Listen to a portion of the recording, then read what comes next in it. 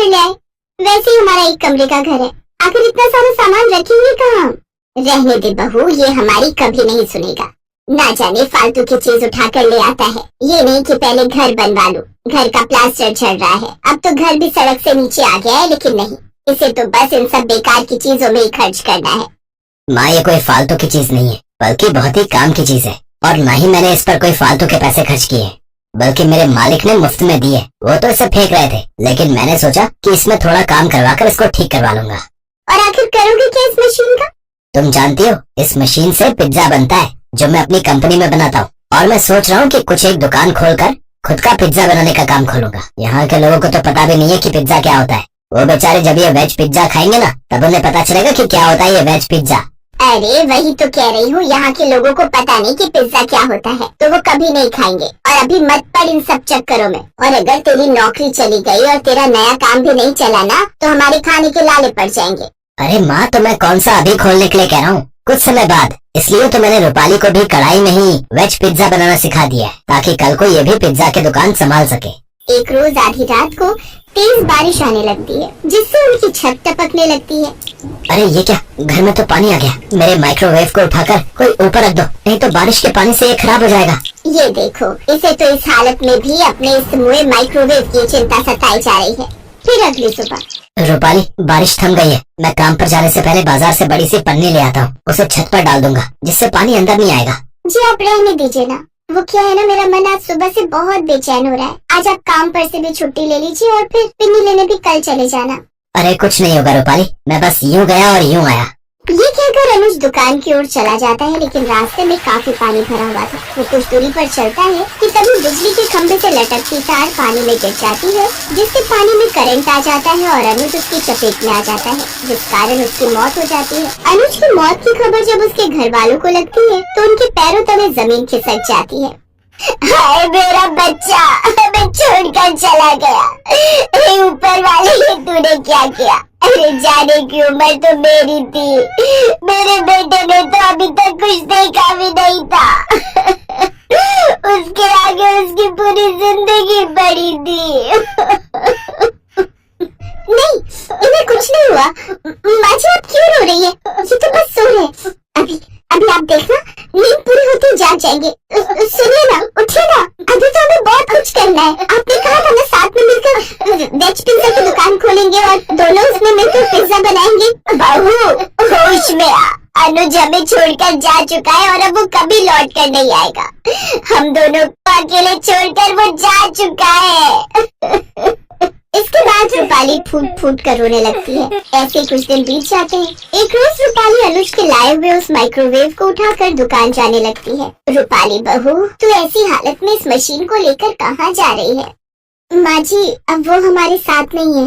अब हम दोनों गरीब सास बहू को मिलकर ही कुछ करना होगा। और वैसे भी अनुज जी का सपना था इसे पूरा करने का, तो अब मैं उसे पूरा करूंगी। पिज्जा बनाना उन्होंने मुझे सिखाया था, और वो भी कढ़ाई में। अब वेज पिज्जा बनाकर हम उसे गांव भर में बेचेंगे, जिससे हमें थोड़ी कमाई भी हो जाएगी और उनका सपना भी पूरा हो जाएगा। तुम ठीक कहती हो बहू, अब तो हमें उसका सपना पूरा करना ही होगा। तभी अनुज की कंपनी से उसका मैनेजर आता है। ये लीजिए माँ जी, ये अनुज के पिछले महीने की तनख्वाह है, इसे आप रख लीजिए, शायद आपके ही कुछ काम आ जाए। बहुत बहुत शुक्रिया बेटा, ये पैसे हमारे बहुत काम आएंगे। माँ जी शुक्रिया मत कहिए, ये पैसे अनुज की मेहनत के हैं। ये कहकर मैनेजर वहाँ से चला जाता है। फिर दोनों सास बहू माइक्रोवेव ठीक करवाने के लिए दुकान पर जाती हैं, लेकिन उन्हें पता चलता है कि वो तो पूरी तरह खराब है और ठीक नहीं हो पाएगा। ये सुनकर दोनों सास बहू परेशान हो जाती हैं, लेकिन रूपाली अपने पति के सपने को टूटते हुए नहीं देख सकती थी, इसलिए वो कढ़ाई पिज्जा बनाकर ही बेचने की सोचती है। इसके बाद दोनों सास बहू दुकान से पिज्जा बनाने का सामान लाती हैं। फिर दोनों सास बहू घर आकर कढ़ाई में वेज पिज्जा बनाकर तैयार कर लेती हैं और गाँव भर में बेचने चल पड़ती है। उनकी आवाज सुनकर एक औरत, क्या कहा? पिज्जा? ये पिज्जा क्या होता है? अरे बहुत ही मजेदार होता है ये पिज्जा, बबलू के पापा ने खिलाया था जब एक बार हम किसी काम से शहर गए थे। हाँ, लेकिन अब आप सबको पिज्जा खाने के लिए शहर जाने की जरूरत नहीं है। अब अपने गांव में ही आपको सस्ता और ताजी सब्जियों से भरपूर पिज्जा खाने को मिल जाएगा। वाह, फिर तो मजा ही आ जाएगा। वैसे रेट क्या है इसका? जी सिर्फ 50 रुपए। अरे वाह, इतना सस्ता। अच्छा तो लगा दो जल्दी से मेरे लिए वेज पिज्जा। हाँ, और मेरे लिए भी। उनका बनाया हुआ वेज पिज्जा सबको बहुत पसंद आता है। अच्छा आज आज वैसे भी मेरे घर पर कुछ मेहमान आने वाले हैं, तो मुझे 10 वेज पिज्जा पैक करके दे दो और मेरे लिए भी 4 बना दो। आज मैं खाना नहीं बनाऊंगी, हम सब भी यही खाएंगे। फिर सुमित्रा और रूपाली जल्दी से अपने घर जाती है और कढ़ाई में अलग अलग तरह की सब्जियों का पिज्जा बनाकर तैयार कर लेती है। कुछ देर बाद ग्राहक उनके घर पर आते हैं और उनको पैसे देकर अपने अपने पिज्जा लेकर चले जाते हैं। फिर अगले दिन रमा एक लड़के के साथ उनके घर आती है। रूपाली, ये मेरा भाई रोहन है, मुंबई में रहता है और बहुत बड़ा यूट्यूबर है। इसने कल जब तुम्हारे हाथों का बना हुआ कढ़ाई वेज पिज्जा खाया तो इसको बहुत पसंद आया। हाँ, मुझे तो यकीन ही नहीं हो रहा कि कोई गांव में रहने वाली औरत इतना अच्छा पिज्जा बना सकती है, और वो भी कढ़ाई में, और वो भी किसी दुकान में नहीं बल्कि घर से ही। मैं आपकी वीडियो बनाकर अपने चैनल पर डालना चाहता हूँ, अगर आप लोगों को कोई एतराज न हो तो। भला हमें क्या एतराज होगा। बताइए माँ जी, आपको ये कढ़ाई वेज पिज्जा बनाना कहाँ से आता है? आज तक सबने माइक्रोवेव में बने हुए पिज्जा तो खाए होंगे, लेकिन कढ़ाई पिज्जा हमने पहली बार देखा है। बेटा, मुझे ये सब मॉडर्न खाना बनाना कहाँ आता है। ये सब तो मेरी बहू ने मेरे बेटे से सीखा था, जो कि एक कंपनी में पिज्जा बनाने का काम करता था।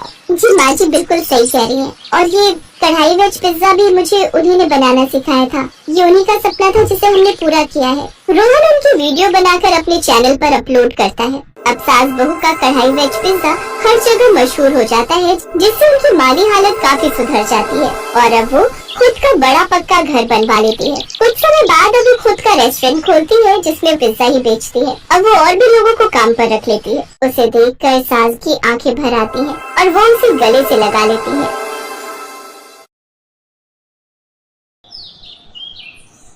पूर्णिमा एक छोटे से गांव में रहने वाली साधारण सी लड़की, जो अब मुंबई जैसे बड़े शहर की एक मॉडर्न फैमिली में शादी होकर आ तो गई, पर उनके व्यवहार को अभी जानते हुए उसे एक ही दिन बीता था। मम्मी, आपको पता तो था कि भाभी शुरू से ही गांव में रही है, आपने फिर भी विकास भैया से उनकी शादी करवा दी। पता नहीं, मुझे तो लगता है तुम्हारे बाबूजी के ऊपर इसने और इसके पिता ने कोई जादू टोना कर दिया था, तभी तो गाँव गए और इस गवार का रिश्ता लेकर आ गए। पर फंसा तो मैं ना। मेरे सब दोस्त कितना मुझ पर हंसेंगे कि मैंने शहर की मॉडर्न लड़कियां छोड़कर गांव की गंवार से शादी कर ली। ये सब पापा की वजह से हुआ है। वो तो मेरे ऊपर जबरदस्ती कर रहे थे, अगर मैं शादी के लिए हाँ ना करता तो बोल रहे थे कि मुझे फूटी कौड़ी नहीं देंगे। अब क्या कर सकते हैं बेटा, अब तो शादी हो गई है। तभी कलावती की छोटी बहन आशा आ जाती है। बहुत कुछ कर सकते हैं दीदी, हमारे पास विकास की दूसरी शादी करवाने का भी ऑप्शन है। वैसे भी मुझे नहीं लगता ये पूर्णिमा ज्यादा दिन यहाँ टिकेगी, क्योंकि इसको तो हमारे शहरी शौक पता ही नहीं है। एक काम करते हैं, कल सबका खाना कर रहे हैं ना, बहू से पास्ता बनवा लेते हैं। इसने तो आज तक पास्ते का नाम भी नहीं सुना होगा। मौसी जी ठीक कह रही है मम्मी, हम भाभी से पास्ता बनवाएंगे। आप तो ना उनको शर्त रख देना कि अगर वो पास्ता बनाने में फेल हो गई तो फिर उन्हें मायके रहने भेज देंगे। बस फिर पीछे से हमारा काम हो सकता है। मम्मी मम्मी प्रियंका ठीक कह रही है। आप पूर्णिमा के सामने यही शर्त रखो कि अगर वो कल सबके लिए पास्ता नहीं बना पाई तो आप उसे कुछ महीने के लिए मायके छोड़ देंगे। मम्मी, मुझे किसी भी तरह से उस गंवार से पीछा छुड़ाना है, और अभी कुछ समय के लिए तो आप उसे उसके गांव भेज ही दो। सबने मिलकर सोच लिया था कि किसी भी तरह पूर्णिमा को उसके मायके भेज कर ही रहेंगे। शाम को कलावती ने पूर्णिमा को अपने कमरे में बुलाया और बोली, पूर्णिमा, कल जो हमारे घर मेहमान आ रहे हैं उनमें तुम्हारे ससुर जी के भी दोस्त हैं और विकास के भी, तो इसलिए कल तुम्हें सबके लिए स्पेशल पास्ता रेडी करना है। तुम्हें पास्ता बनाना आता है ना? पास्ता वो मैं क्यों, कोई परेशानी है? देखो, कल अगर तुम पास्ता बनाने में फेल हो गई और तुम मेहमानों के लिए पास्ता नहीं बना पाई तो हमारी ये शर्त रहेगी कि तुम अगले 6 महीने तक अपने मायके में रहोगी, और फिर तुम जब तक सारा शहरी खाना, पास्ता, नूडल, पिज्जा, चाउमीन वगैरह वगैरह बनाना सीख नहीं जाओगी, तब तक यहाँ वापस मत लौटना। अरे दीदी, पहले बहू को पास्ता बनाने तो दो, क्या पता ये बना ले और इसे मायके जाने की नौबत ही ना आए। जाओ बहू, तुम कमरे में जाकर आराम करो, कल फिर सबके लिए पास्ता भी बनाना है ना। पूर्णिमा अपने कमरे में चली जाती है। कलावती और आशा एक दूसरे को देखकर हंसने लगती है। अगले दिन रसोई में पास्ता बनाने की कोई तैयारी नहीं थी और ना ही पूर्णिमा की कोई मदद कर रहा था। पूर्णिमा अकेले ही रसोई में खड़ी थी। तभी उसके ससुर अपने हाथों में कुछ थैले पकड़े हुए वहाँ आ जाते हैं। पूर्णिमा बहू, ये लो पास्ता बनाने का सारा सामान।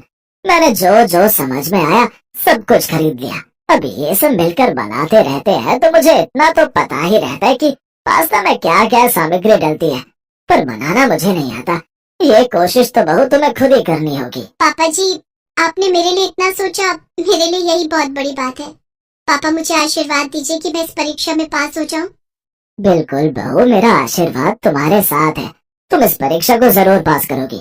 अब समय आ गया है बहू, सबको पता चल जाना चाहिए कि हमारी बहू कौन है।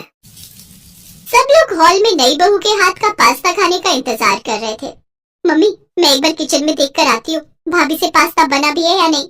ऐसे मुझे नहीं लगता कि उन्होंने पास्ता बनाया होगा, वो तो देसी खाना ही बनाना जानती है। हाँ हाँ, देख कर आ कि आखिर रसोई में इतनी देर से कर क्या रही है। प्रियंका जैसे ही किचन में जाने लगती है, तभी वो पूर्णिमा को अपने हाथ में पास्ता सजाकर लाते हुए देखती है। पास्ते की खुशबू पूरे घर में फैल रही थी।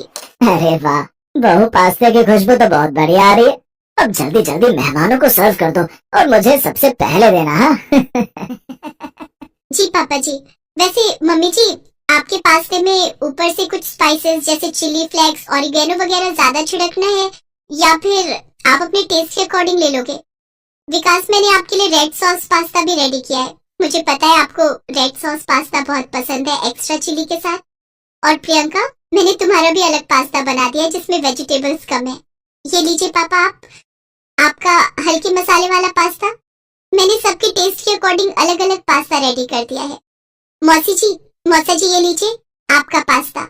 मैंने साथ में और भी डिशेस बनाई हैं, वो भी आप टेस्ट करके देखिएगा। हाँ हाँ, पर तुम इतना सब कुछ। पूर्णिमा पास्ता बनाना जानती है और वो भी इतनी तरह के, ये बात कुछ समझ नहीं आ रही। तुम ठीक कह रही हो दीदी, अभी तक ये माजरा मुझे भी समझ में नहीं आ रहा। ये तो गांव की लड़की है, इसे इतना बढ़िया पास्ता बनाने कैसे आ सकता है? मम्मी, पास्ता तो बहुत टेस्टी बनाया है भाभी ने। इसका तो टेस्ट ऐसा लग रहा है जैसे किसी फेमस शेफ ने बनाया हो। पूर्णिमा के ससुर अपने कुछ जान पहचान के लोगों को पूर्णिमा से मिलवाते हैं।